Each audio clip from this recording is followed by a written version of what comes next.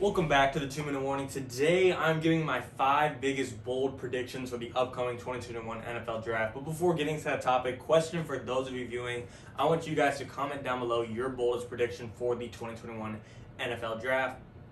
It's going to be a lot of, the offseason has been a huge offseason and craziness compared to any other offseason with the quarterback carousels and Stafford and Wentz and Jared Goff and Deshaun Watson, and free agents have been big. Draft, I expect it to be just as big as well, so drop your boldest prediction below. But getting into the topic, I have 5 bold predictions, and just a disclaimer, a lot of them are quarterback centric. But number one, this might be kind of a surprise, but these are all bold takes and bold predictions. But I have the Tampa Bay Buccaneers drafting a quarterback in the NFL Draft. Not necessarily the first round by any means, but I think they might take a route of drafting a quarterback to learn behind the GOAT, behind Tom Brady for 2 to 3 years, just to see what they could get out of him, just to have an extra little bit of depth on the depth chart at the quarterback position. So I don't think it is a bad move at all to go this route.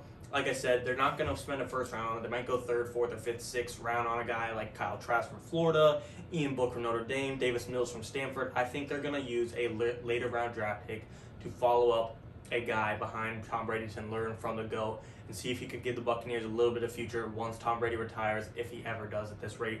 We don't know if he will. But bold take, I think at some point in the draft the Bucs do look at a quarterback. Number 2, New England Patriots themselves take a quarterback, and that is going to be in the first round.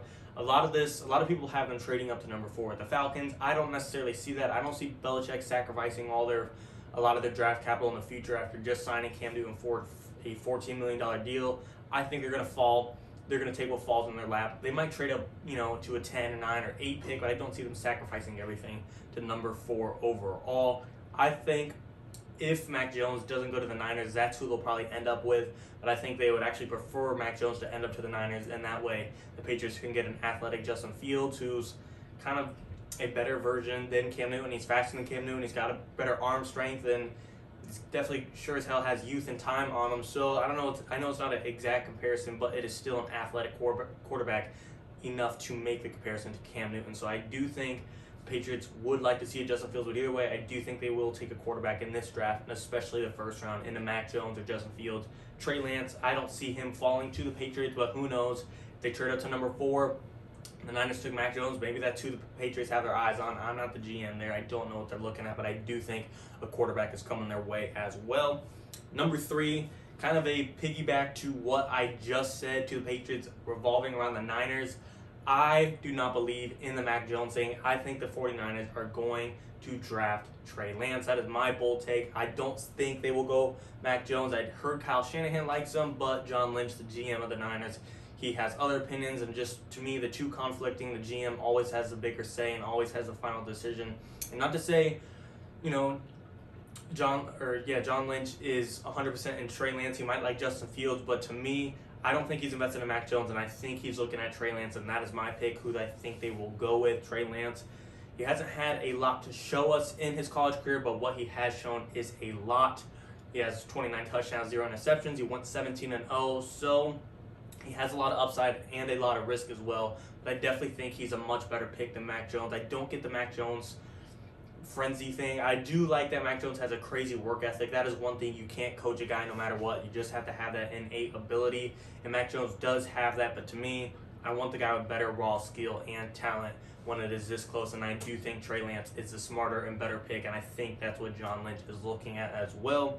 I mean, if you think about it, there's no other team in the NFL but the 49ers that are just raving about Mac Jones. You don't hear the Falcons talking about, who are they going to take if they take Trey Lance and it falls between Mac Jones and Justin Fields. No one, they're thinking about Justin Fields. Or if they take Justin Fields and now it's Trey Lance or Mac Jones, they're thinking about Trey Lance. No other team is raving about Mac Jones by any other means. There's been talks about him going to the Patriots.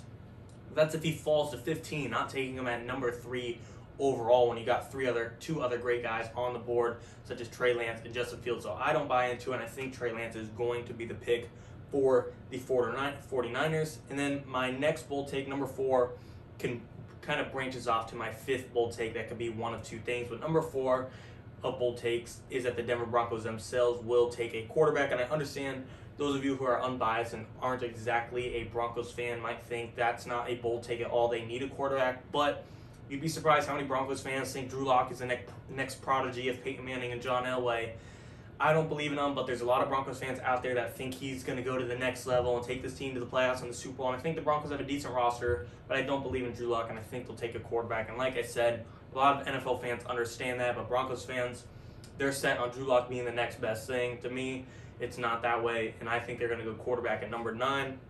However, like I said, this does break off to my 5th bold take. If the Broncos do not trade up, as in, there's been talks of them going up to number 4 overall to the Atlanta Falcons, I think this could result in my 5th take of being the Dolphins, not necessarily getting stuck with Penei Sewell because he's a top tackle, but resulting them in getting in Penei Sewell. Because if the Broncos stay at 9 and just take whatever quarterback comes to them, we could see a draft board go like Trevor Lawrence to the Jags, Zach Wilson to the Jets, Trey Lance, Mac Jones, whoever you want it to be at number 3 to the Niners, and then at number 4, I think the Falcons would go Kyle Pitts. I think the Bengals would go Jamar Chase, and then the Dolphins. There's good receivers left on the board, Jalen Waddle and Devontae Smith, but I think their eyes are set on Pitts or Chase, and now that none of them are on the board, I think they'll move off the receiving position and go to Penei Sewell, and that would be my 5th bold take at the Dolphins. Like I said, I don't want to say get stuck with Penei Sewell, but he definitely wasn't their top guy. I think they were looking at a receiver in Jamar Chase or Kyle Pitts. And now, part B to the 5th bold take, I guess. If the Broncos decide to trade up and go with the 4th pick of the Atlanta Falcons, I think this could result in the Los Angeles Chargers ending up with Rashawn Slater. Not the prodigy Penei Sewell, but not also settling for Christian Darrisaw, because I seriously think if we see the Broncos trade up to a number 4 overall, that allows the Bengals to get Jamar Chase, the Dolphins to get Kyle Pitts, and then Detroit Lions to get a receiver in Jalen Waddle, and then the Panthers will probably pick up a Penei Sewell. But now we're starting to see Rashawn Slater slip because Penei Sewell is just taken at 8. So I seriously think if the Broncos trade up to number 4 and we see 4 quarterbacks go in a row at number 4 overall, we could see Rashawn Slater slip because Penei Sewell will be slipping as well. And I think he can end up with the Chargers. But like I said, Part A and Part B, if the Broncos don't trade up, I do think the Dolphins will get Penei Sewell. If they do trade up, I could seriously see the Chargers getting Rashawn Slater, but it all depends on the Broncos and if they're even taking quarterback. But that is my bold take. In summary, I got the Bucs taking a quarterback at some point in the upcoming NFL draft, just to give Tom Brady someone to mentor, I guess. I got the Patriots taking a quarterback. I have the Niners taking Trey Lance. I have the Broncos taking a quarterback in the 1st round. And Part A and B, either the Dolphins end up with Sewell or the Chargers get lucky and see a Rashawn Slater Northwestern. Either way, a lot of bold takes and a lot of quarterback-centric, but this is a crazy offseason and crazy draft, like I said, and I can't wait for it to happen. And of course, comment down below your guys' bold takes. I can't wait to hear them. Thanks for watching, guys. Seriously, we appreciate it. 2-minute warning.